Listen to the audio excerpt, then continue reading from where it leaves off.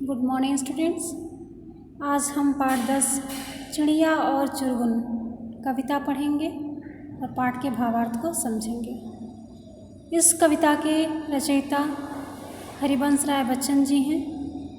इस कविता के माध्यम से हरिवंश राय बच्चन जी बताना चाहते हैं कि जीवन में किसी भी कार्य को करना आसान नहीं होता, अपने लक्ष्य को प्राप्त करना आसान नहीं होता है।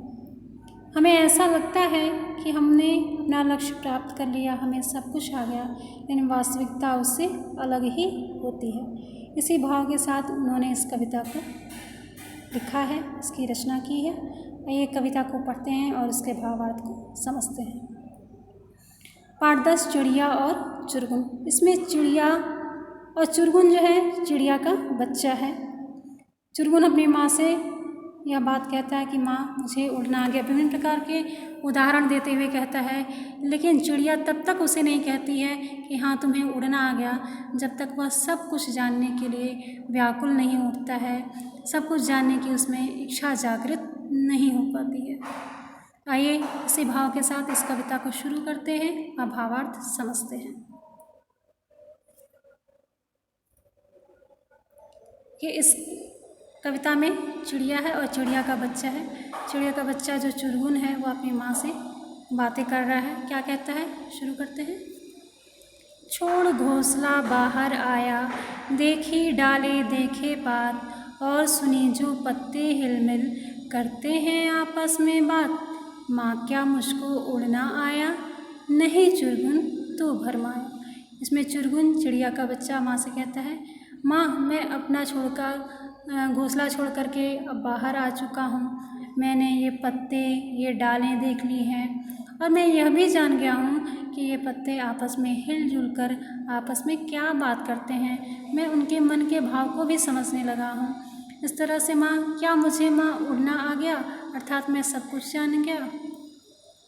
तो माँ कहती है, नहीं चुरगुन तू भरमाया, नहीं चुरगुन तुमको भ्रम हो गया है कि तुमको सब कुछ मालूम हो गया, लेकिन वास्तविकता यह नहीं है, अभी तुमने सब कुछ नहीं जाना है।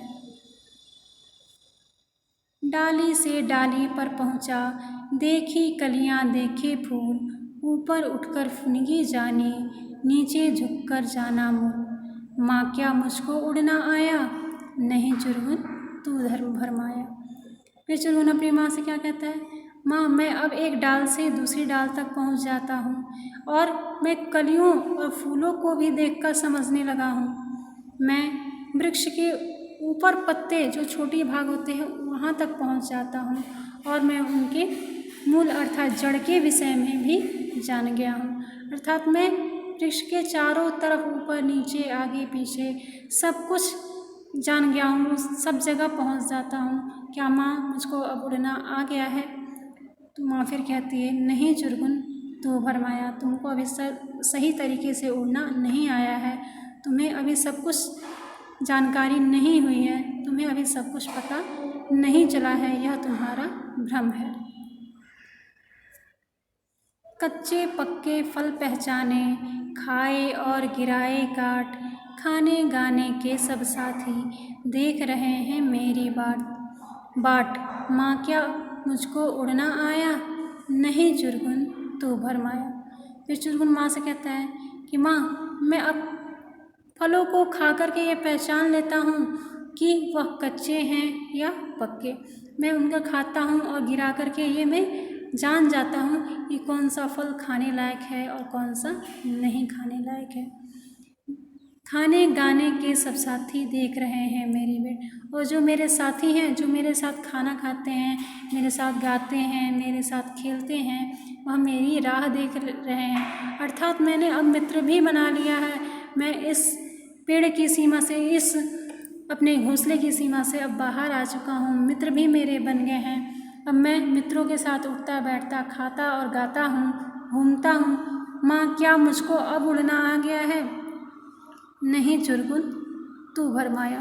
फिर माँ चिड़िया कहती है कि नहीं चुरगुन अभी तुमको सब कुछ उड़ना नहीं आया है, अभी भी तुम्हें भ्रम है कि तुम्हें सब कुछ पता चल गया है।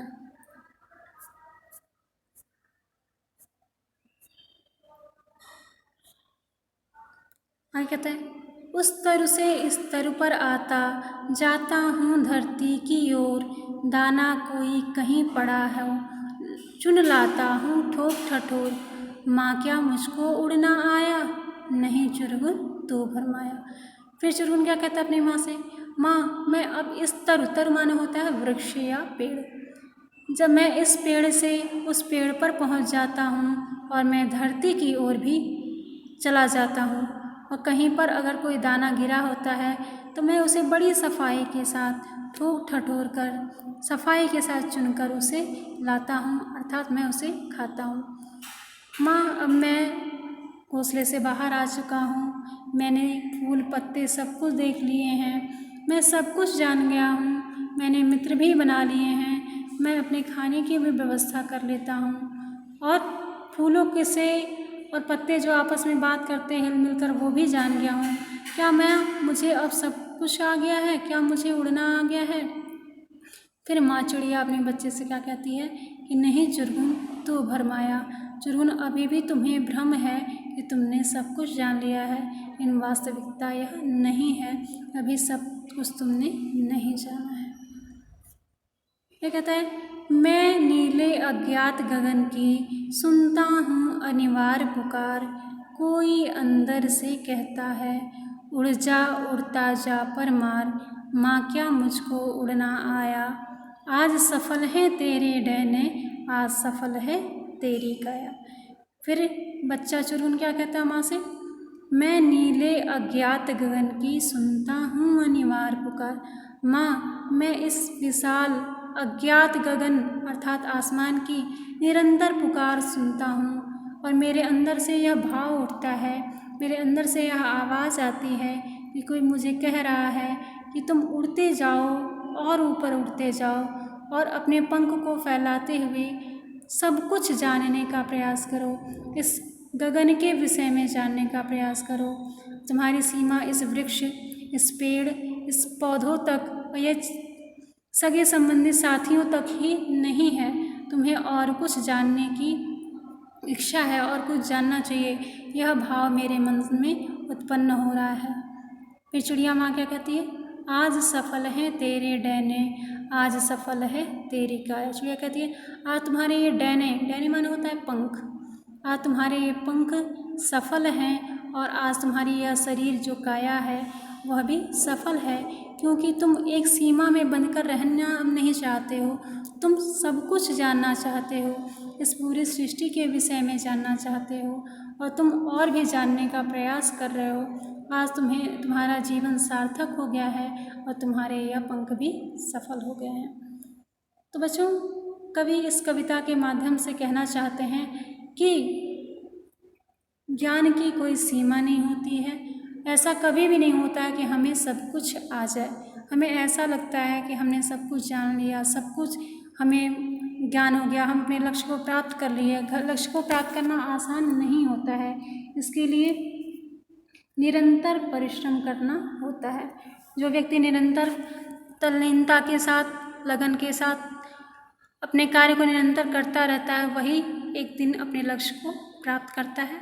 तो लक्ष्य को प्राप्त करना आसान नहीं है, इसके लिए प्रयत्नशील रहना चाहिए। बच्चों, आशा करती हूँ कि पाठ कविता जो है चिड़िया और चुरगुन आपको समझ में आया होगा। Thank you.